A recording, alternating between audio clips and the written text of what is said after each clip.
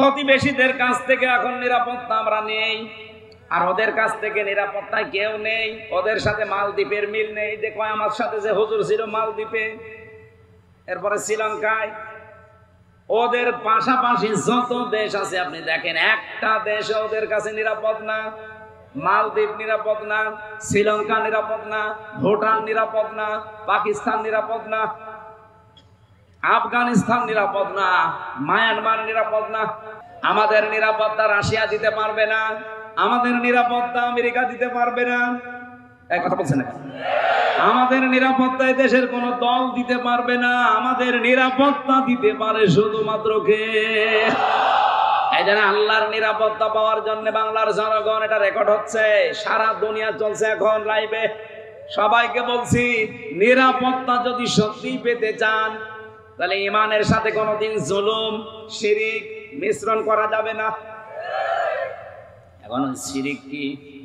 সারা জীবন তো শুনছি শিরিক। শিরিক কি? এটা শিরিক বিল জাত হয়, শিরিক বিল সিফাত হয়, শিরিক বিল ইখতিয়ার হয়, শিরিক বিল হুকুক হয়। আপনি শ্রেণী বিন্যাস করবেন, দেখবেন হাদিসের কিতাবে তাফসীরের বর্ণনা আমি 120 প্রকার পর্যন্ত পড়েছি। এক কথায় জবাব দিচ্ছি, শোনেন। শিরিক হচ্ছে আল্লাহ যেটা পারে ওইটা অন্য কেউ পারে, এই কথা বিশ্বাস করার নাম শিরিক।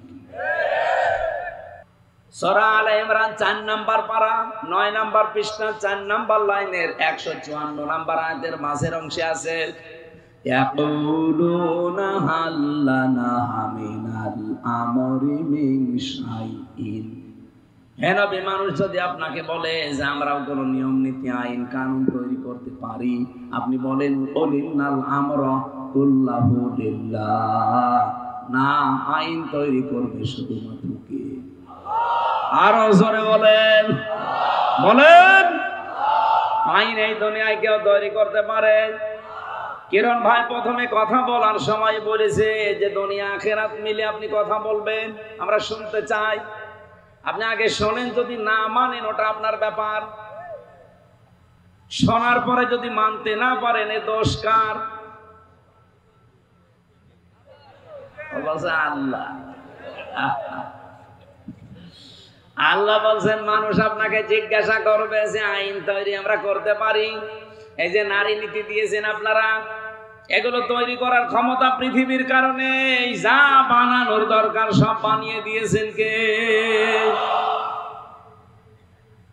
সারা জীবন একটা কথা কিন্তু আমরা শুনছি যে শিরিক। শোনেননি? কোন মানুষ যদি নিজের জীবনকে শিরিক এবং জুলুম মুক্ত করে রাখতে পারে, ব্যক্তি, পরিবার, সমাজ এবং রাষ্ট্র আমার আল্লাহ নিরাপত্তার চাদর দিয়ে ঢেকে দেয়। আজ আমাদের দেশে নিরাপত্তাহীনতা চলে আসতেছে, বিশেষ করে আমাদের এই প্রতিবেশীদের কারণে। আমাদের এই কুখ্যাত নিকৃষ্ট এই পৃথিবীর জঘন্যতম প্রতিবেশী ইন্ডিয়া, এই ভারত প্রতিবেশী হওয়ার কারণে আমাদের কপালে আগুন লেগেছে।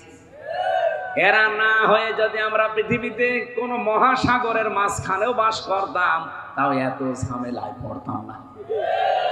এই 54 বছরে আমরা দাঁড়াতে পারি না শুধুমাত্র এই প্রলাঙ্গার প্রতিবেশীদের কারণে। এত মিথ্যা কথা যে ওরা বলে। এই যে কিছুদিন আগে মাইক্রোসফট রিপোর্ট দিয়েছে 257টা দেশ নিয়ে। 257 দেশের রিপোর্ট আমি পড়ে দেখলাম, তাম পৃথিবীতে সবচাইতে বেশি মিথ্যা তথ্য সরবরাহ করে ভারত। কলকাতার এক সাংবাদিক আছে না, মলম সাংবাদিক, কি জানো না, ময়ূখ। আমার মনে হয় ওরা যদি আমি সামনে পাই, 1 হাত না 2 হাত দিয়ে চড়বো। ওই শয়তানের একবার মুসলমানি দেওয়া দরকার। এত মিথ্যা কথা আর বানিয়ে বানিয়ে কথা বলতে পারে শয়তান। আমার মনে হয় এই বাংলাদেশের হকারও অত নিকৃষ্ট না। কথা বলেন না কেন? হকাররা তো তাদের ঔষধ বিক্রি করার জন্য বিভিন্ন সময় একটু আউল ফাউল বলে, ওর মতো বলেন। ও যত মিথ্যা কথা, যত মিথ্যা তথ্য পরিবেশন করে। 54টা বছর আমরা দাঁড়াতে পারি নাই শুধু এদের এই মিথ্যা তথ্যের কারণে। সারা পৃথিবীর মডলদেরকে ওরা জানিয়েছে আমাদের দেশে নাকি সাম্প্রদায়িক দাঙ্গা তৈরি হচ্ছে। হচ্ছে, এই দেশে জঙ্গি মাথা ছাড়া দিয়ে উঠতেছে। হঠাৎ করে নারী কমিশন এই বিষয়গুলো কেন সামনে এনেছে? কেউ না বুঝলে দেশের আলেমরা বুঝে ফিরেছে। সারা দুনিয়া এখন দেখছে দেশটা ইসলাম এবং মুসলিম যারা, এ মানুষগুলো এখন উঠতেছে উপরে। আগস্টের 5 তারিখের আগে এই দেশে 100 জনের 15 জন মানুষ বলতো আমরা ইসলাম চাই। কতজন? মাত্র 15 জন। 100 জনের 15 জন। তার ভেতরে হাশেমি সাহেব হয়তো একজন। কি আপনি জিজ্ঞাসা করেন? 100 জনের ভেতরে যদি 15 জন এই দেশে ইসলাম চায়, আব্দুর রব হাশেমি একজন। এক কথা বলা লাগবে। এখনকার জরিপ বের করেন, বাংলাদেশে এখন 100 জনের কমপক্ষে 77 জন মানুষ বলছে আমরা ইসলাম চাই।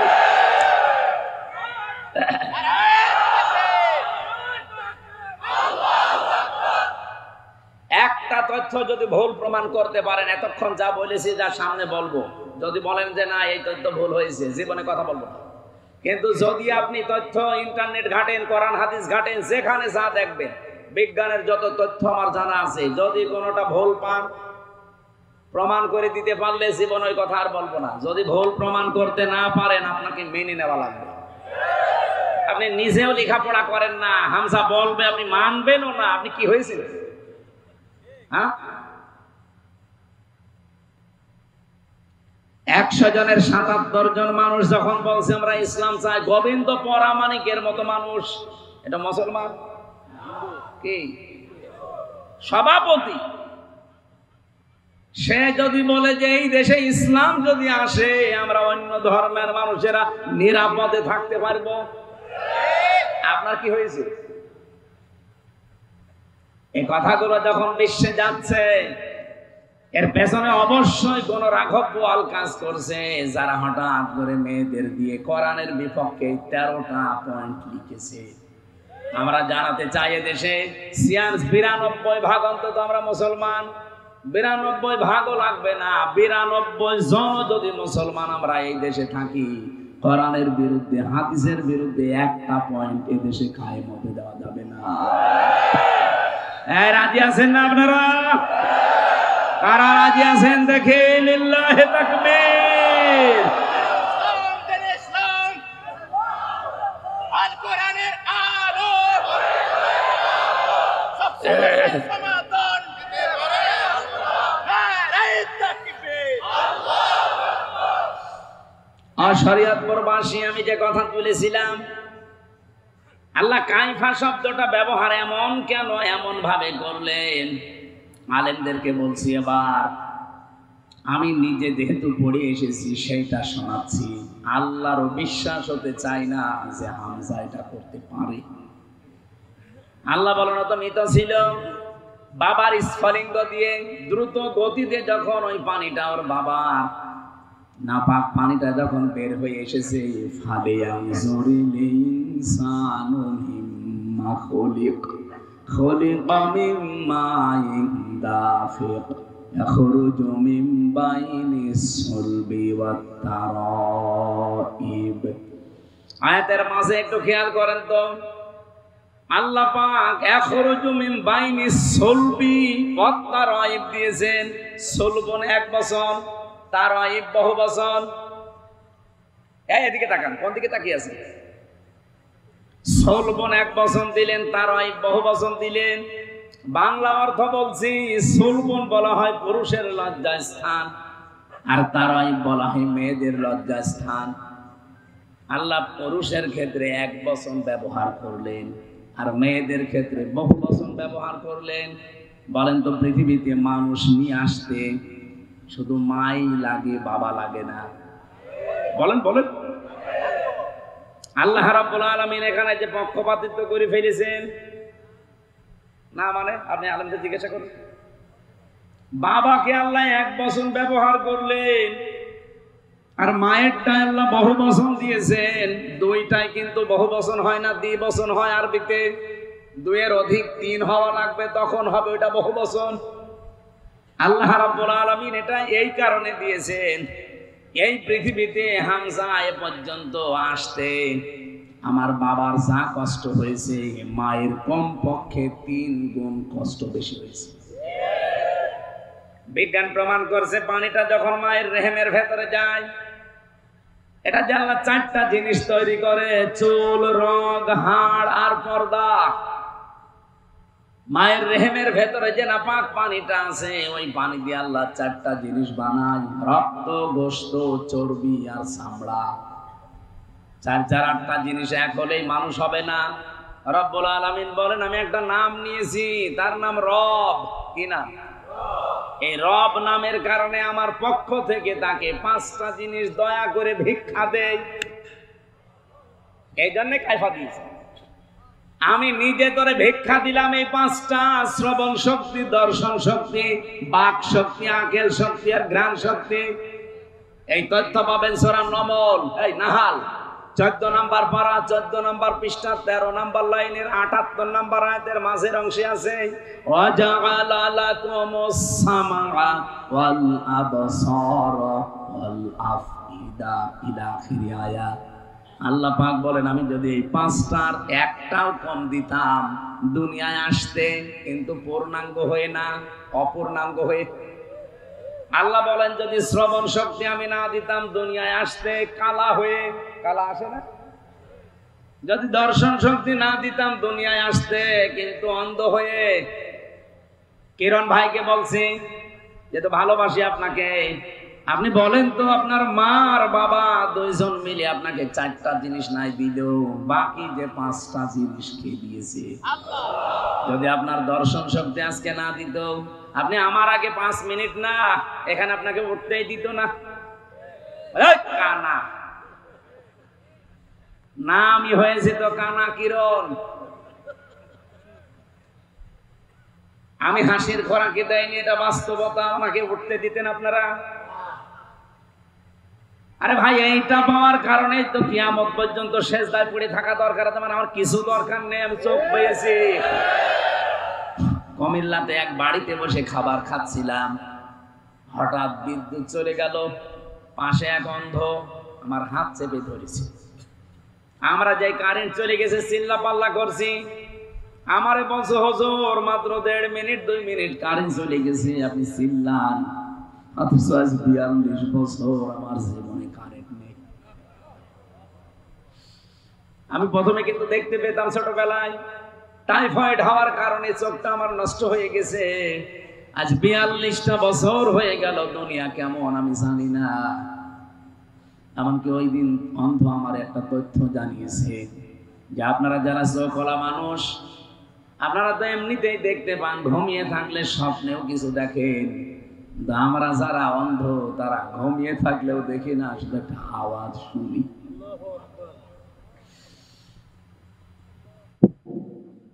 নড়িয়াবাসী জীবনে কিছু না পেলেও কোনো আফসোস নেই, চোখ পেয়েছি, দেখতে পাচ্ছি। কথা বলেন না কেন? আল্লাহ পাক বলেন, 8, 5, 13টা জিনিস যখন এক হয়ে যায়, আমি আল্লাহ রাব্বুল আলামিন যেহেতু তোমাদেরকে সরাসরি মাটি দিয়ে বানাইনি, আল্লাহ আমাদের কি মাটি দিয়ে বানিয়েছেন? বলেন না, কি দিয়ে? মাটির নির্যাস দিয়ে। ওয়ালাকাদ খালাকনাল ইনসানা মিন সুলালাতিন মিন তিন সুম্মা জাআলনাহু নুতফাতান ফি করারিন মাকিন। বলেন আল্লাহু আকবার। মাটির নির্যাস দিয়ে আল্লাহ আমাদেরকে বানিয়েছে। ও শরীয়তপুরবাসী, আমার প্রশ্ন, আল্লাহ মাটি তাহলে বানিয়েছে কি দিয়ে? আমি কি ঘুমাচ্ছি? ঘুমিয়ে পড়লে হবে না, এখনো ঘন্টা খানেক সময় দেওয়া যাবে না। এখনই ঘুমিয়ে পড়ছেন মানে বলেন মাটি আল্লাহ কি দিয়ে বানিয়েছে? আপনি গাজীপুরে যান, মৃত্তিকা গবেষণাগারে, মাটিকে দেন, দেখবেন 10টা জিনিস তারা বের করে দেবে। আমি এগুলো বিজ্ঞান থেকে পেয়েছি। অক্সিজেন আছে মাটির ভেতরে, সিলিকন আছে, অ্যালুমিনিয়াম আছে, আয়রন আছে, ক্যালসিয়াম আছে, পটাশিয়াম আছে, সোডিয়াম আছে, ম্যাগনেসিয়াম আছে, নাইট্রোজেন আছে, হাইড্রোজেন আছে। এই 10টা জিনিস আছে মাটির ভেতরে। আপনার মা আর বাবা 2জন মিলে 4, 4, 8টা। মাটির ভেতরে গোনা গোনা আছে 10টা, 8 আর 10 বলেন বলেন। এটা ক্লাস চলছে, ক্লাসের মতো ছাত্রের মতো জবাব দিবেন। 18 হয়েছে। আপনি এখন এই তথ্যটা 3.5 হাত বডির ভেতরে যা পাবেন, 5.5 কেজি রক্ত পাবেন, 9768 প্রকার চামড়া পাবেন এই 3.5 হাত বডির ভেতরে। এক একটা জায়গায় 360টা জোড়া পাবেন, বিভিন্ন জায়গায় জয়েন্ট দেওয়া আছে। এই যে যতটুকু জায়গায় এই আঙ্গুলের ভেতরে 153টা রেখা আছে। এই পৃথিবীর সবচাইতে আশ্চর্য বিষয়, দুনিয়া তৈরি হওয়ার পর থেকে আজকের এই দিন, এখান থেকে কিয়ামত পর্যন্ত সবকিছু যদি মিলে যায়, মানুষের এটা মিলবে না। আল্লাহ পাক বলেন 8 আর 10 যেহেতু হয়েছে 18, মানুষ তৈরি করতে কমপক্ষে 23টা উপাদানের প্রয়োজন হয়। আমার আল্লাহ নিজের পক্ষ থেকে আমি বললাম কয়টা? 5টা। বলেন বলেন। 18 আর 5 23টা।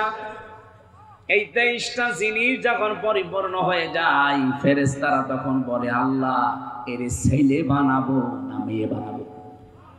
সিদ্ধান্ত দেয় কে? আপনি যে বললেন আমার শরীর আমার সিদ্ধান্ত, কোথায় পেয়েছেন আপনি? আপনার কোন সিদ্ধান্ত চলবে না, সিদ্ধান্ত যা দেওয়ার ওই সে শুরু আরম্ভ করেছেন সিদ্ধান্ত দেওয়াকে। ওয়াল্লাযী ইউসাউবিরুকুম ফিল আরহামি কাইফা ইয়াশা।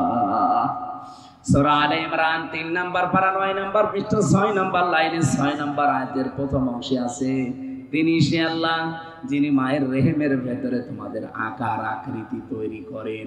এটা কারো কাছে জিজ্ঞাসা করে আল্লাহ করেছেন? বলেন বলেন। কারো কাছে জিজ্ঞাসা করা লাগে নাই, উনি যা ইচ্ছা তাই সিদ্ধান্ত নিয়ে করেছেন। সুতরাং এই সমস্ত আইনগুলো সব ভাওতা, বানানো আইন, এগুলো সব বাতিল করা লাগবে। আমার দেহ আমার সিদ্ধান্ত, এটা কুফরি কথা, এটা আল্লাহর সাথে শিরিক। বলেন না কেন? যেহেতু আমরা নিরাপত্তা হারিয়ে ফেলছি, প্রতিবেশীদের কাছ থেকে এখন নিরাপত্তা আমরা নেই, আর ওদের কাছ থেকে নিরাপত্তায় কেউ নেই। ওদের সাথে মালদ্বীপের মিল নেই। দেখো আমার সাথে যে হুজুর ছিল মালদ্বীপে, এরপরে শ্রীলঙ্কায়, ওদের পাশাপাশি যত দেশ আছে আপনি দেখেন, একটা দেশ ওদের কাছে নিরাপদ না। মালদ্বীপ নিরাপদ না, শ্রীলঙ্কা নিরাপদ না, ভুটান নিরাপদ না, পাকিস্তান নিরাপদ না, আফগানিস্তান নিরাপদ না, মায়ানমার নিরাপদ না। আমরা হালকা নিরাপদ ছিলাম, ববু ছিল, ববু নেই। আমরা ববু চলে যাওয়ার পর থেকে আমরা নিরাপত্তায় ভুগতেছি। আমার ভাইরা, আল্লাহ রাব্বুল আলামিন সূরা আনআম 82 নাম্বার আয়াত 7 নাম্বার পারা, এটা 16 নাম্বার 17 নাম্বার পৃষ্ঠার প্রথম নাম্বার লাইনে আছে। কি করে নিরাপত্তা পাওয়া লাগে আর নিরাপত্তা দেবে কে, এই কথাটা তিনি জানিয়েছেন। আল্লাযীনা আমানু ওয়া লাম ইয়ালবিসু ঈমানাহুম বিযুলমিন উলাইকা লাহুমুল আমন, ইলা আখির আয়াত।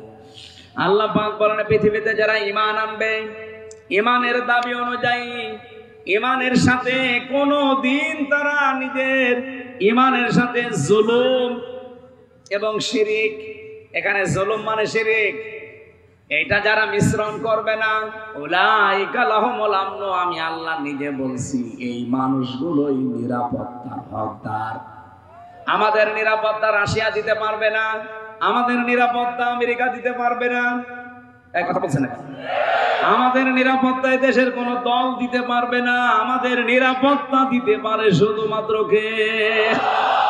এই জন্য আল্লাহর নিরাপত্তা পাওয়ার জন্য বাংলার জনগণ, এটা রেকর্ড হচ্ছে, সারা দুনিয়া চলছে এখন লাইভে।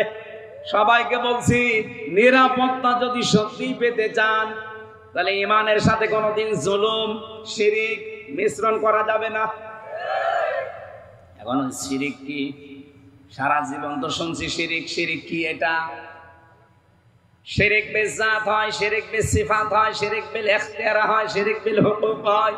আপনি শ্রেণী বিন্যাস করবেন, দেখবেন হাদিসের কিতাবে তাফসীরের বর্ণনা আমি 120 প্রকার পর্যন্ত পড়েছি।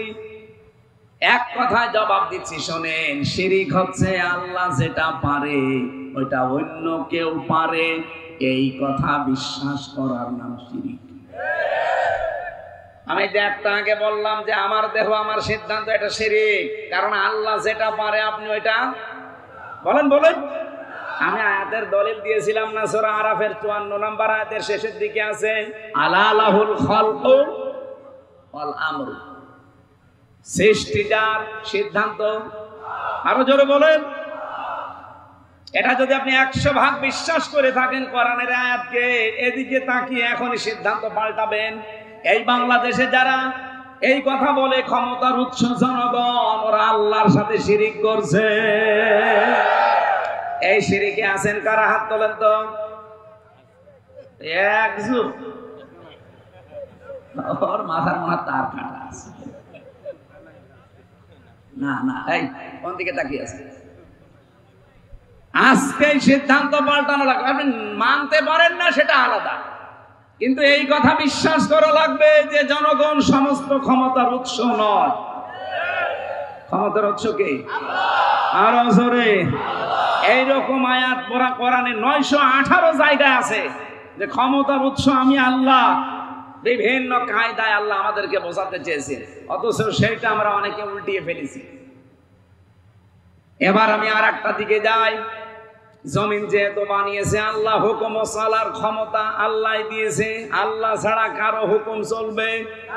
সুতরাং এই বাংলাদেশে যারা আল্লাহর কোরআনের আইন বাদ দিয়ে অন্য কারো আইন প্রতিষ্ঠা করার চেষ্টায় আছে, আপনি শিরিক করছেন। আর শিরিক যারা করে তারা মুশরিক। মুশরিকদের জন্য জান্নাত হারাম, জাহান্নাম ওয়াজিব। এই শেষেরটা আমি বানালাম। হ্যাঁ, কোথায় আছে আন্দাজে? সূরা মায়েদা 6 নাম্বার পারা 19 নাম্বার পৃষ্ঠার 12 নাম্বার লাইনে আছে, ইন্নাহু মা ইউশরিক বিল্লাহ ফাকাদ হারামাল্লাহু আলাইহিল জান্নাহ ওয়া মাওয়াহুন নার। যারা শিরিক করবে দুনিয়ায়, 1 নম্বরের শাস্তি তাদেরকে কোনদিন আমি আল্লাহ জান্নাতে দেব না, জান্নাত হারাম। 2 নম্বরে তাদের জন্য আশ্রয়স্থল হবে জাহান্নাম। বলেন নাউজুবিল্লাহ। বাংলার মানুষের আমি আপনাদের বাঁচাতে চাই, আল্লাহর কসম, আমার নিজের কথা, বাবার কথা না। আপনি শিরিক করে মারা যান, হামজা না, হামজার বাবা দিয়ে দোয়া করালেও আপনি জান্নাত পাবেন না। অনেকে মনে করে যে 20টা গরু জবাই করে দিলাম জান্নাত পাবো না, মানে জান্নাত আপনার বাবার নাকি? 20 টাকারও 20,000 গরু জবাই করলেও হবে না। নবীজির নিজের আপন চাচা সারা জীবন যে নবীকে কালে কোলে নিয়ে, কাঁখে নিয়ে, পিঠে নিয়ে, মাথায় নিয়ে, চোমা দিয়ে মানুষ করেছে, আবু তালেব। এই লোকটা যেদিন মারা যাচ্ছিল, নবীজি গেলেন, মাথার কাছে হাত দিয়ে বললেন, ইয়া আম্মি আবি তালিব, লা ইলাহা ইল্লাল্লাহ হাজ্জুল লাকা ইনদাল্লাহি ইয়াউমাল কিয়ামাহ, রাহুল বুখারী। হে চাচা, জোরে বলা লাগবে না, শুধু আমার কানের কাছে মুখটা নিয়ে আস্তে করে বলেন, লা ইলাহা ইল্লাল্লাহ মুহাম্মাদুর রাসূলুল্লাহ বলা দরকার নেই, ওটা আমি মেনে নিলাম, শুধু আল্লাহর স্বীকৃতিটা দেন। আপনি যদি জোরে দিতে ভয় পান, আস্তে করে বলেন আমার কানের কাছে। অতবা সাহেবা, আবু জেহেল, আবু সুফিয়ান শুনেছে, ডাক দিয়ে বলেন, নেতা পড়বা। সারা জীবন বাপ দাদার ধর্ম মানলে, এখন বাপ ভাতিজার নতুন ধর্ম অনুসরণ করে কলঙ্কিত হবা। মানুষ তোমারে কাপুরুষ বলবে, ভীরু বলবে। আবু তালেব ওই দিন বলেছিল, ভাতিজা আমাকে মাফ করে দিও, তোমার এই কালেমা আমি পড়তে পারলাম না। নবীজির মন খারাপ হয়ে গেল। সঙ্গে সঙ্গে জিবরাইল সূরা কসসের 56 নাম্বার আয়াতটা নিয়ে হাজির হয়ে গেলেন। ডাক দিয়ে বলে, হে নবী, আপনি মন খারাপ করেন কেন? ইন্নাকা লা তাহদি মান আহবাবতা ওয়ালাকিন্নাল্লাহা ইয়াহদি মাইয়াশা। অবশ্যই আপনি যাকে ভালোবাসেন তাকে হেদায়েত দিতে পারেন না, বরং আল্লাহ যা চায়, যাকে চায় তাকে হেদায়েত দেয়। ওহুয়া আ'লামু বিল মুহতাদিন। আ'লামু ইসমে তাফসীর। হে নবী, আপনার চাইতে আমি আল্লাহ ভালো জানি যে হেদায়েত পাবে কে। এই লোকটা আপনার চাচা, আমি জানি সারা জীবন আপনাকে আদর করেছে, মহব্বত ভালোবাসা দিয়েছে, বাড়িতে রেখে খাবার খাওয়িয়েছে, আমি দেখেছি। কিন্তু লোকটা মুশরিক। কি বলেন বলেন? আপনি এত করে বলতে বললেন, লোকটা বলে নাই, ও বলেছে মাফ করে দেন। আপনি কি মাফ করার মালিক? মাফ করার মালিক কে? বলেন বলেন। আল্লাহ ছাড়া মাফ কেউ করতে? আরো জোরে বলেন। এরপরেও নবীজি তার কবরের পাশে যে হাত তুলেছিলেন, রব্বুল আলামিন আমার চাচা আবু তালিবকে তুমি মাফ করে দাও। সঙ্গে সঙ্গে জিবরাইল এসে বলে, হে নবী হাত নামান। কার জন্য হাত তুলেছেন? মা কানা লিন-নাবিয়্যি ওয়াল্লাযীনা আমানু আইয়াস্তাগফিরু লিল মুশরিকিন ইলা আখিরি আয়াত। সূরা তাওবা 113 নম্বর আয়াত, 11 নম্বর পারা, 4 নম্বর পৃষ্ঠা, 4 নম্বর লাইনে আছে, হে নবী হাত নামান। কার জন্য হাত তুলে আপনি বসে আছেন? এই লোকটা আপনার চাচা, আমি জানি। আপনি যদি নবীও হন, এমনকি কোন নবীর জন্য পৃথিবীতে কোন মুমিনের জন্য জায়েজ নেই যে কোন মুশরিকের জন্য আল্লাহর কাছে সে ক্ষমা চাবে, যদিও এটা নিজের নিকটাত্মীয় হয়। শরীয়তপুরবাসী, যে নবী জীবনে কোনোদিন হাত তোলা লাগে নাই, মনের ভেতরে কামনা আসলেই কবুল হয়ে গেছে, সেই নবী হাত তুলে বসে আছে, আল্লাহ হাত ফেরত দিচ্ছে। আর বাংলাদেশে টাটকা মুশরিক মরে যাচ্ছে, আর আমরা দোয়া করে গরু জবাই করে জান্নাতে দিয়ে আসছি। মনে হচ্ছে জান্নাত ওর বাবার। আপনি মন খারাপ করছেন, আমি জানি ভাই, এইটাই সত্য কথা, এইটাই হক কথা। বাংলাদেশে বহু মানুষ আমরা দেখতে পাচ্ছি অলরেডি মুশরিক হয়ে গেছে। আপনি শিরিক করলে আপনি মুশরিক। আল্লাহর আইনের পাশে কাউকে দাঁড় করাবেন না, সে যেই হোক। এই শিরিকটা বাংলাদেশ থেকে তুলে দেওয়া লাগবে। শহীদ আল্লামা দেলাওয়ার হোসাইন সাইদি রহমতুল্লাহ আলাইহি একটা শিরিক সংসদ থেকে উনি তুলে দিয়েছে। আগে সংসদে যাওয়ার সময় মাথা এভাবে ঝোকানো লাগতো। যারা আছে এমপি সাহেব জিজ্ঞাসা করে দেখেন, ওই শিরিকটা উনি তুলে দিয়েছিলেন আইন পাশের মাধ্যমে, বিল উত্থাপন করার মাধ্যমে। আজ পর্যন্ত ওটা এখনো বলবৎ আছে। সুতরাং সামনে যারা আসবেন, আমরা চাই দেশে তারা শিরিক মুক্ত করবেন, যেন আমরা নিরাপত্তায় থাকতে পারি। কারণ যারা শিরিক মুক্ত পরিবার, সমাজ, রাষ্ট্র করে তুলবে, তাদের নিরাপত্তা দেবে সব দিক থেকে কে? যত ওরা শক্তিশালী হোক, কিচ্ছু করতে পারবে না। কিছু যদি করতে পারে বড় দেশ হিসাবে ছোট দেশকে, তাহলে শ্রীলঙ্কা, সিঙ্গাপুরের কিছু করতে পারবে। সিঙ্গাপুর বাংলাদেশের তুলনায় এ জেলা কয় কিলো হবে বলেন তো? শরীয়তপুর এদিক ওদিকে, হ্যাঁ, কমপক্ষে 170 কিলো হবে না এদিক ওদিকে। অথচ সিঙ্গাপুর পুরা আমি ঘুরে দেখেছি মাত্র 42 কিলোমিটার। এইদিক ওইদিকে মাত্র 42 কিলো, তাও সাগরের মাঝে একটা দ্বীপ। এতটুকু একটা দেশ, তামাম দুনিয়ায় 10টা দেশের, 257টা দেশের ভেতরে তারা 10 নম্বরে আছে। মানে সব দিক থেকে তারা এত উপরে কেন? আমরা ছোট আছি, তাতে কি হয়েছে? ইন্ডিয়া মনে করে আমরা 29 ডবল বড় এদের চাইতে, মায়ানমার বলে আমরা 6 ডবল বড় এদের চাইতে, আর চীন যে কত বড় আমরা তো জানি। এই সমস্ত রাষ্ট্রগুলো যারা মনে করবে যে আমরা বিশাল বিশাল কিছু, আমাদের কাছে চিনোপুটি না। আমাদের নিরাপত্তার মালিক আমরা বিশ্বাস করি, মনে করি কে? আর আল্লাহ বলছেন এটা পাওয়ার জন্য তোমাকে ঈমানের সাথে শিরিক আর জুলুম মিশ্রণ করা যাবে না। আর সেটা সবচাইতে বেশি হয়েছে বাংলাদেশে। আমাদের ঈমানে ভেজাল, শিরিক আছে না নেই? সব জায়গায় শিরিক। তাকান, বিশ্বাসের ভেতরে একেবারে 100% বিশ্বাস, শিরিক ঢুকে বসে আছে।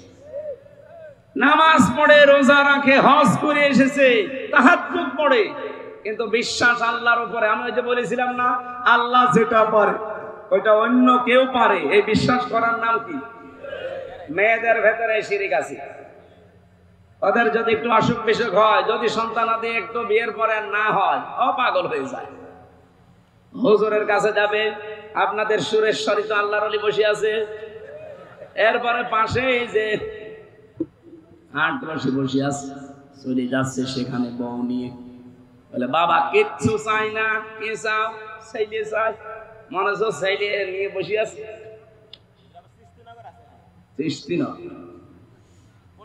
সেদিন বগুড়া জেলায় তারেক রহমান সাহেবের গ্রামে এক লোক এসে বলছে, হুজুর আপেল পুড়ি দেন। আমি সূরা ফাতিহা পড়ে ফু দিলাম, আমার কানের কাছে মুখ নিয়ে বলছে, হুজুর এমন ভাবে আপেল পড়বেন যেন ছেলে হয়।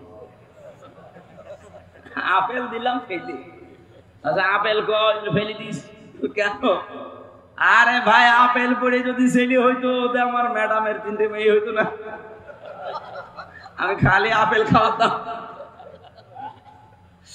কি বিশ্বাস মানুষের! এই শিরিক দেশে নেই? আরে ফরিদপুর, মাদারীপুর, শরীয়তপুর এই সমস্ত জেলায় এই শিরিক গুলো বেশি। কি করেন কি আলেমরা? কি করেন কি? পিটিয়ে সোজা করা লাগবে এই শয়তানদেরকে। শরীয়তপুর এই নামটা যেন ঠিক থাকে। যারা এই জেলায় আসবে বলবেন কোরআন শরীফ হাতে নেন। এক একটা আয়াতের 8টা 10টা 15 20টা 33টা পর্যন্ত অর্থ আছে, এগুলো বের করে তাফসীরের নাম বলে বলে আমাদের শোনা। সম্মানিত ভাইরা, আমরা যে কথা তুলেছিলাম সে কথার সারমর্ম এই, অমান আমিলা বিহি আদালাকে অমান হাকামা বিহি আদালা। কোরআন দিয়ে যারা বিচার করতে পারে তারা ন্যায় বিচার করতে পারবে। 54 বছর আমরা কোরআনের বিচার দেখেছি? দেখি না, একটাও দেখি না। যদি দেখতে পারতাম আপনি বাংলাদেশকে মিনি জান্নাত দেখতে পারতেন। আমি বাইরের দেশগুলোতে গিয়েছি, কোরআনের আইন নেই, শুধু আইন আছে, তাই তাদের দেশে যে শান্তি। এই যে মালয়েশিয়া, সিঙ্গাপুর, থাইল্যান্ড এই সমস্ত দেশে কোরআনের আইন নেই 100 বার, মালয়েশিয়াতেও নেই, কিন্তু আইন যা আছে ওই আইনগুলোর প্রয়োগ আছে। এত শান্তি সেখানে বসবাস করে, অথচ 54 বছরও আমরা আজ পর্যন্ত দাঁড়াতে পারলাম না। মালয়েশিয়া 2004 সাল থেকে দাঁড়িয়ে গেছি। কয় বছর হয়? 21 বছরে দাঁড়িয়ে গেল, আর আমরা 54 বছরও দাঁড়াতে পারিনি। এত মারিং কাটিং করলে দাঁড়াবো কি করি বলেন? এত মেরে খেলে দাঁড়াবো কি করি? আমি যে হাদিস পড়েছিলাম, হাদিসের বাংলা কি বলবো? আবার নিজের দিকে টেনে নিয়েন না। আমি হাদিস বলছি, এই দোষ নবীজি নাকি না? মানে আমি তো অ্যাডভার্টাইজ করছি, মানে দাগা মালাই সালাহ ফালাইসা মিন্না।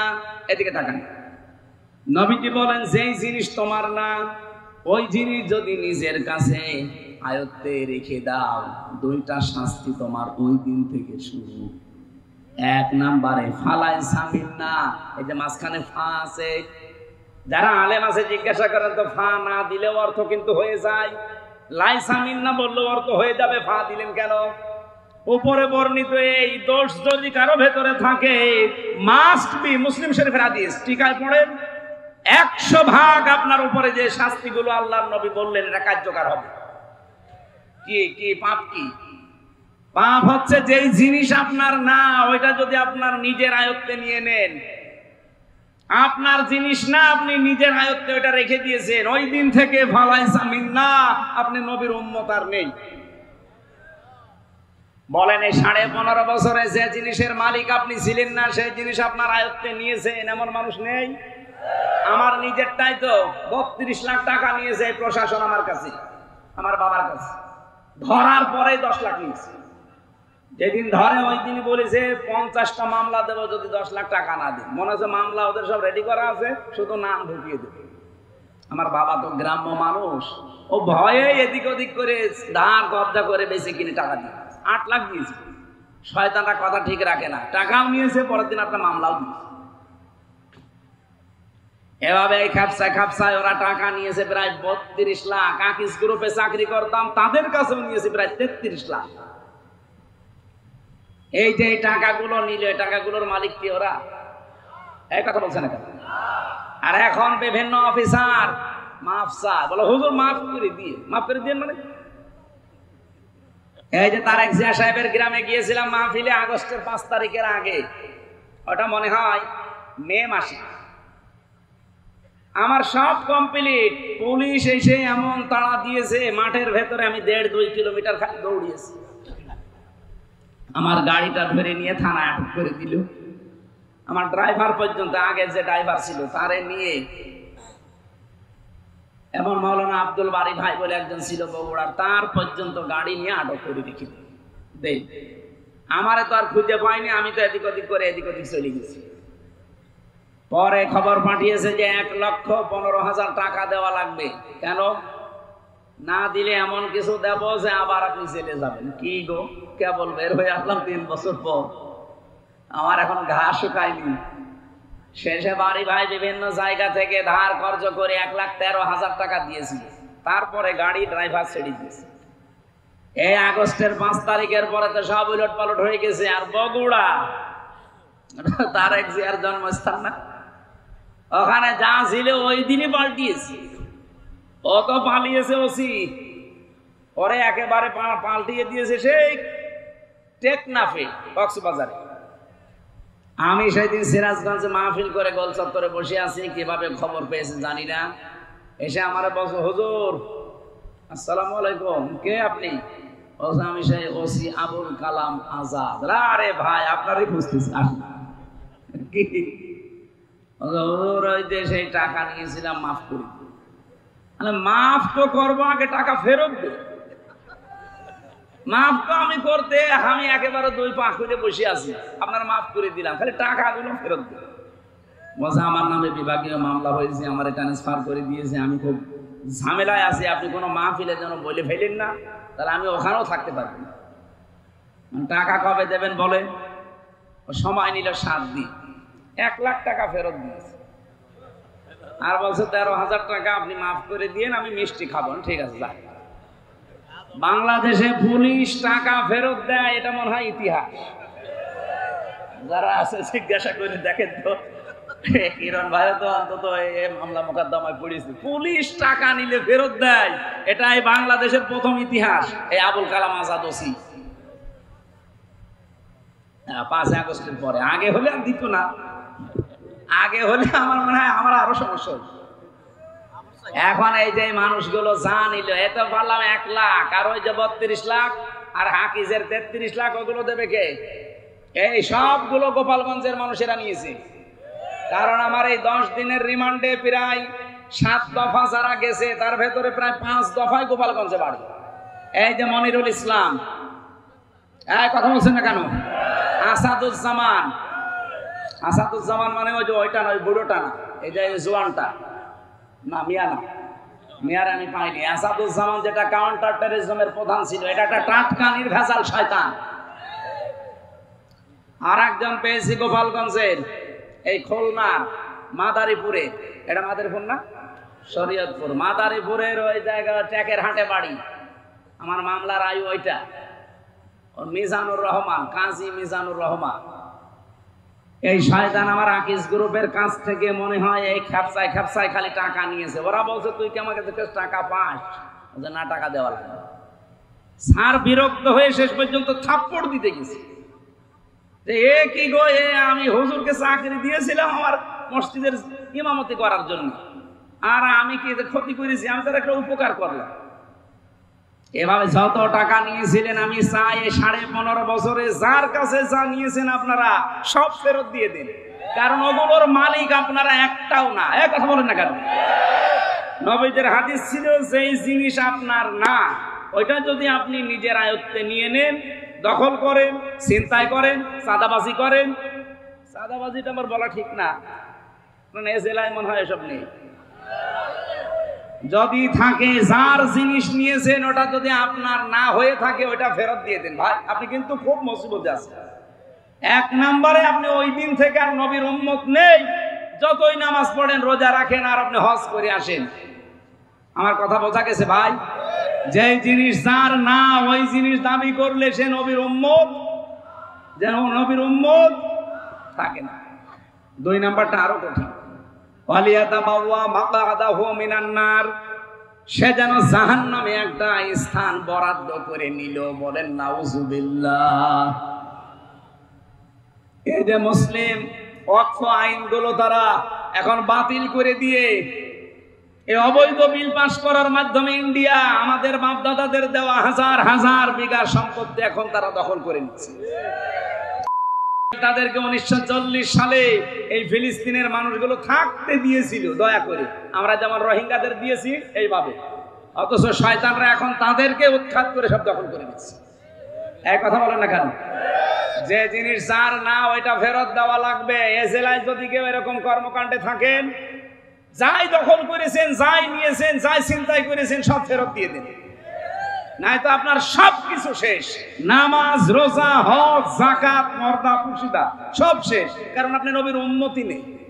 এমনকি আপনি মরে গেলে বিসমিল্লাহি ওয়া আলা মিল্লাতি রাসূলিল্লাহ বলা জায়েজ নেই, কারণ আপনি আল্লাহর নামের উপরেও নেই, রাসূলের উম্মতও নেই। এই কথা বলেন না? হ্যাঁ, এখানে পয়েন্টে একটা কথা বলা যায়, এটা ঠিকায় আছে, ঠিকায়, এদিকে তাকান। যেই জিনিস আপনার ছিল, কিন্তু ওইটা যদি হাতছাড়া হয়ে যায়, কেউ কেড়ে নেয়, কেউ মেরে খায়, ওইটা যদি আপনি আবার ফেরত পান, তাহলে এই হাদিসের যে শাস্তি, আপনি সেই শাস্তির আওতামুক্ত থাকবেন। কি বুঝলেন বলেন? এ কিরণ ভাইয়ের সম্পদ ছিল, 15.5 বছরে অনেক কিছু বৈধ অবৈধ ভাবে হারিয়েছে না হারায়নি? বলেন বলেন। যত কিছু হারিয়েছে ওইগুলো যদি এখন আবার ফেরত পায়, যারা যারা নিয়েছে তাদের কাছে ফেরত নিয়েছে, এটাই অসুবিধা নেই। কিন্তু যেই জিনিস ওনার না, ওইটা যদি উনি জোর করে নিয়ে আসে যে বাবা শাহজালাল সব হালাল, তাহলে উনি কিন্তু আর নবীর উম্মত থাকতে পারবেন না। ইসলামী ব্যাংক যাদের ছিল তারা ফেরত পেয়েছে। এক কথা বলেন না কেন? ইসলামী ব্যাংক কি আপনার বাবার? আপনি বানিয়েছিলেন? যার বাবার যারা বানিয়েছে, মাথার ঘাম পায়ে ফেলে, তারা আবার ফেরত পেয়েছে। এই জায়গায় ফতোয়াবাজি করবেন না ভাই। অনেকে বলে যে না, এটাও চিন্তাই করেছে। কে চিন্তাই করেছে? যারটা সে ফেরত পেয়েছে। এই 15.5 বছরে যে যা হারিয়েছেন, এটা যদি ফেরত পান, একেবারে আল্লাহর নাম নিয়ে খাবেন, কোনো অসুবিধা নেই। আমার ভাইরা, হাদিসের শেষ পয়েন্ট ছিল এটা, ওমান দাআ ইলাইহি হাদা। কেউ যদি হেদায়েতের উপরে থাকতে চায়, সে যেন মানুষকে কোরআন দিয়ে ডাকে। ওমান দাআ, এখানে টান আছে, ওমান দাআ ইলাইহি হাদা, এখানে টান আছে। আপনি যদি হেদায়েতের উপরে থাকতে চান, ও বাংলার মানুষেরা কান খাড়া করে শোনেন, এই পৃথিবীতে হেদায়েতের উপরে থাকতে চাইলে কোরআন দিয়ে মানুষকে ডাকা লাগবে। এখন কোরআনের ডাক বাংলাদেশে আছে না নেই? সপ্তাহ চলছে, সপ্তাহ চলছে, কোরআন দিয়ে মানুষকে আমরা ডাকছি, আসেন। আমার বাবার আদর্শের দিকে আসা লাগবে না, আমার ভাইয়ের আদর্শের দিকে আসা লাগবে না, আপনি কোরআনের আদর্শের দিকে আসেন। কথা বলেন না কেন? কারণ আমি ডাকি আল্লাহর কোরআনের দিকে। 2 দিন 5 দিন না, 1 মাস ব্যাপী, 1 বছর ব্যাপী, সারা জীবন ব্যাপী, কারণ আমি হেদায়েতের উপরে থাকতে চাই। এই বাংলার জমিনে যারাই মনে করবেন যে আমি হেদায়েতের উপরে থাকতে চাই, আপনাকে কোরআন দিয়ে ডাকা লাগবে। হ্যাঁ, এটা যদি আপনার কাছে রাজনীতি মনে হয়, এটাই আমার রাজনীতি। এটা যদি মনে হয় ধর্ম ব্যবসা, হ্যাঁ এইটাই আমার ধর্ম ব্যবসা। বহু মাদ্রাসা এরকম উলট পালট শিক্ষা দেওয়া হয় যে না, এসব কিছু করার দরকার নেই, আগে পড়ো, আগে লেখো। আমি পড়ালেখা তো মাস্ট বি করবই। বিশ্বনবী কোরআন দিয়ে ডাক দিয়েছেন, আর আল্লাহ এটা ফরজ করে দিয়েছেন, বাল্লিগ মা উনজিলা ইলাইকা মির রাব্বিক। হে রাসূল, আপনি তাবলীগ করবেন, প্রচার করবেন যেটা আপনার উপর আল্লাহ নাযিল করেছিলেন। বাল্লিগু আন্নী ওয়ালাউ আয়া, একটা আয়াত জানা থাকলে মানুষের কাছে পৌঁছিয়ে দাও। এই নির্দেশগুলো কি নফল না ফরজ? এখানে যারা মুফাসসির মুহাদ্দিস আছে বলেন বাল্লিগ আর বাল্লিগু, নবীজির কথা বাল্লিগু আর আল্লাহর কথা বাল্লিগ। আমর দিয়েছেন, this is my order, so follow. Allah বলছেন আমি আদেশ করলাম, আমি যা নাযিল করেছি ওইটা মানুষের কাছে প্রচার করো। আর নবীজি বললেন বাল্লিগু, একা একা না, সবাই মিলে প্রচার করো। এই কর্মসূচি তো এখন পৃথিবীতে আমাদের হাতে নেওয়া লাগবে। যে যতটুকু জানি ওইটাই প্রচার করা লাগবে মানুষের কাছে। কিসের কথা? কোরআনের। বলেন বলেন। কারণ আমি হেদায়েতের উপরে থাকতে চাই। ফাউদহুদিয়া ইলা সিরাতিল মুস্তাকিম। নবীজি বলেন কেউ যদি কোরআন দিয়ে মানুষকে ডাকে, আর এই ডাকে যারা সাড়া দেয়, তাকে আল্লাহ সিরাতে মুস্তাকিম, জান্নাতের রাস্তা নসিব করে দিবে। এই হাদিসটার উপরে আমল করার তৌফিক কামনা করছি, বলেন আমিন। আমরা বলেছিলাম যে ইসলামে উনি বলছিলেন ওয়ালা তামুতুন্না ইল্লা ওয়া আনতুম মুসলিমুন, মুসলমান না হয়ে মরবা না। আর আমার আলোচনা, আপনি মুসলমান হতে হলে ইসলামে প্রবেশ করা লাগবে। এখন আমার প্রশ্ন হচ্ছে, আমি তো ইসলামে আছি, যে দুখুলু ফিস সিলমি কাফা, তোমরা পরিপূর্ণভাবে ইসলামে প্রবেশ করো। আমি পরিপূর্ণ ইসলামে আছি না ইসলাম থেকে বের হয়ে গেছি, এটা জানার পদ্ধতি আছে না নেই? আরো জোরে বলেন। আমি যে পরিপূর্ণ ইসলামে আসলাম কাফা, এখানে সালমন সিলমন দুইটাই আছে। সালমন মানে শান্তি, আর সিলমন মানে ইসলাম। আল্লাহ পাক এখানে সিলমন শব্দ দিয়েছেন, ইয়া আইয়ুহাল্লাযীনা আমানু উদখুলু ফিস-সিলমি কাফা। ওহে যারা ঈমানের দাবি করো, আমাদের ঈমানের দাবি নেই? এই কথা বলেন, কথা বলেন। আল্লাহ আমাদেরকে মনে করেন ডাক দিয়েছেন, শরীয়তপুরের ঈমানদারেরা উদখুলু, প্রবেশ করো। একজন দুইজন না, বহু বচন এটা, সবাই মিলে প্রবেশ করো। কোথায়? ফিস-সিলমি, ইসলামের মধ্যে, কাফা, পরিপূর্ণভাবে। আমি আবার প্রশ্ন করছি, আমি ইসলামে পরিপূর্ণ প্রবেশ করেছি, এ কথা অর্থ করলে কয়টা দাঁড়ায়? 5টা। বলেন বলেন। এটা আমি তাফসীর থেকে যেটা নোট করেছিলাম সেটা বলছি। আপনি যে ইসলামে পরিপূর্ণভাবে প্রবেশ করেছেন, প্রমাণ হবে প্রথম নাম্বারে আপনি আত্মসমর্পণকারী হবেন। আপনি এবার যে জীবনে মিলান, সব জায়গায় আপনি আত্মসমর্পণ আল্লাহর বিধানের সামনে করতে পারছেন। যেগুলো আপনার কাছে ভালো লাগে, আপনার উপকার লাগে, ওইগুলো করেন। যেগুলো করলে ওই কারণের মতো, যাকাত দিতে গেলে আমার অনেক সম্পদ চলে যাবে, তখন আর মানতে চাই না। কথা বলেন না কেন? 2 নম্বরে আপনার প্রত্যেকটা কাজে ইখলাস লাগবে। আমি নাম ধরেই বলছি, এবার আপনার মন খারাপ হয় হোক। এই পৃথিবীতে যার ভেতরে যত বেশি ইখলাস পয়দা হবে, তার দ্বারা দুনিয়ায় এমন সূক্ষ্ম সূক্ষ্ম জিনিস আল্লাহ বের করে দেবে যেটা আপনার কল্পনায়ও নেই। আপনাকে দুনিয়া বিমুখ হওয়া লাগবে এবং ইখলাস পরিপূর্ণ তৈরি করা লাগবে প্রত্যেকটা কাজে। তাহলে ইসলামে আর পরিপূর্ণ প্রবেশ করেছেন বলে প্রমাণ হবে। আমিরে জামাত ডাক্তার শফিকুর রহমান হাফিজাহুল্লাহ আমার সাথে জেলে উনি 4 দিন ছিলেন। আমি বোঝার জন্য বলছি, এই লোকটার ভেতরে আমি ইখলাস পেয়েছি, আল্লাহর উপরে তাওয়াক্কুল, ভরসা পেয়েছি এত বেশি। আপনি দেখেছেন তার ইখলাস, আমি নিজে প্রমাণ করেছি। কিন্তু আমি না, 1 চুল পরিমাণ তার নড়তে দেখি নাই। আমি হাদিয়া দিয়েছি। আমি মনে করলাম ব্যক্তিগত কাজে খরচ করবে, মসাবা করে হাদিয়া দেওয়ার সঙ্গে সঙ্গে টাকা দেখেও নাই, কি দিচ্ছি তাও না, নিয়ে সঙ্গে সঙ্গে উনি দিয়ে দিল। 5 যে আছে বলে খরচ করে ফেলেন। আর আমরা যত বড় নাম বলেন আমাদের, বাকি আমি কাউকে পাইনি এভাবে। দুনিয়ার এই যে মহব্বতটা, এটা যত বেশি আপনি দূরে সরিয়ে রাখতে পারবেন, দুনিয়া বিমুখ যত বেশি হতে পারবেন, তত বেশি আমার আল্লাহ আপনার ভেতরে ইখলাস পয়দা করে দেবে। সাংবাদিক প্রশ্ন করছে, এত ভালো আপনারা, এত বছর দল করেন, ইসলামে মানুষ আসে না কেন? এদেশে ইসলাম ক্ষমতায় যায় না কেন? উনি জবাব দিয়েছেন, দেখেন, মুয়াজ্জিনের দায়িত্ব আযান দেওয়া। সবাই কি মুয়াজ্জিনের ডাকে নামাজে আসে? বলেন না কেন? এখন দোষ কি মুয়াজ্জিনের না যারা আসে না তাদের?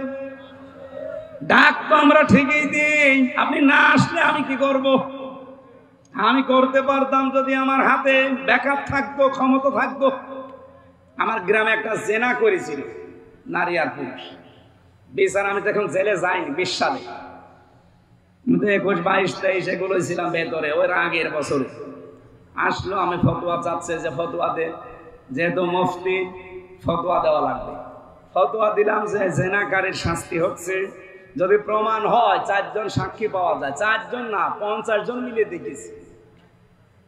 এখন শাস্তি হচ্ছে তার মাটির ভেতরে পুঁতে ফেলবেন, বুক পর্যন্ত পাথর দিয়ে, ইট দিয়ে মেরে সঙ্গে সার করে মেরে ফেলেন। এ ফতোয়া দেওয়া পর্যন্ত আমার শেষ। আমি যদি ওটা দুনিয়ার মানুষকে বলতাম যে কার্যকর করেন, তো আমার মনে হয় মহিলাকে সঙ্গে সার করার আগে আমার সঙ্গে সার করে ফেলত। পুলিশ আমার ওই দিন ধরে নিয়েছে, বলতো না যে হুজুর আপনি ফতোয়া দেবেন দেন, কার্যকর করতে গেলেন কোন কারণে?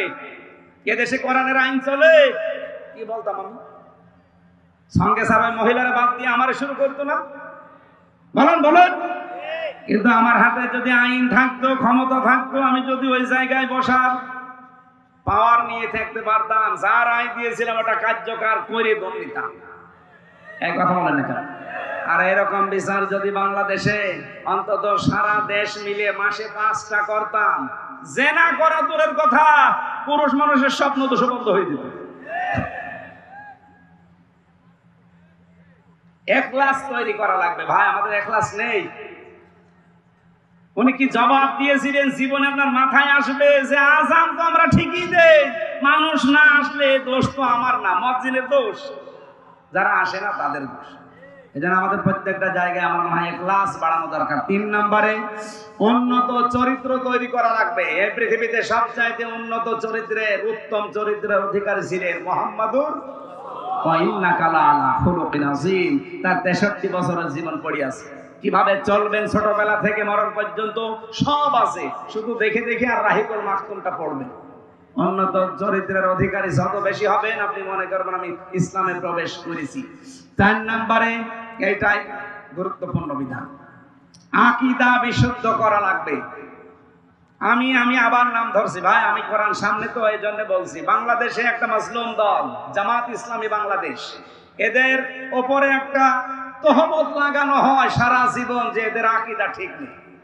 কেন আপনি এই কথা বলেন বলেন তো? কি আকীদা পেয়েছেন তাদের ভেতরে? বাংলাদেশ জামাত ইসলামীর আকীদা এই দেশে আল্লাহর আইন আল্লাহর জমিনে কায়েম করা, এইটা তাদের আকীদা। যদি এর বাইরে জামাত ইসলাম যারা করে তাদের কোনো আকীদা থাকে, তারা এখানে এসে বলুক, আমি এক্ষুনি তাদের তওবা করাবো। বলেন বলেন তো, মুরব্বী যাই কয়টা এখানে বসে আছে যারা জামাত ইসলাম করে, ওদের জিজ্ঞাসা করে দেখেন, ওদের যদি আকীদা আল্লাহর জমিনে আল্লাহর আইন বাদ দিয়ে অন্য কিছু থাকে, ওদের আমি তওবা পড়াবো। বলেন আপনি কেন এই মুসলিম দলটার উপরে এই তহমত লাগিয়েছেন? আপনার আকীদা ঠিক আছে?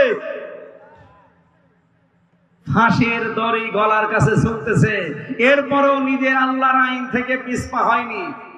আমি নিজে দেখেছি তো কত মানুষ বেঈমান হয়ে গেছে আমার সামনে। অথচ এটিএম আজহারুল ইসলাম, আমি 4 বার তার সাথে দেখা হয়েছিল, 4 বার আমারে বলতো, হামজা সারা জীবন যদি আমার জেলখানায় রাখে, এতটুকু দোয়া আমার জন্য করবো আমি যেন ঈমান হারিয়ে না ফেলি।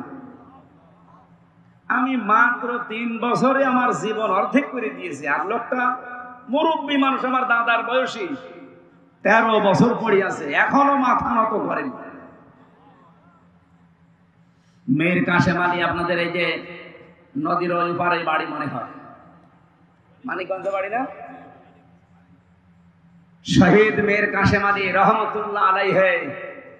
কিছু মানুষ বলে হুজুর খালি নাম ধরে বলেন। আরে ভাই, নাম না ধরলে তো আপনি টেরও পান না, বোঝার চেষ্টাও করেন। এই মানুষগুলোকে কাছ থেকে দেখেছি।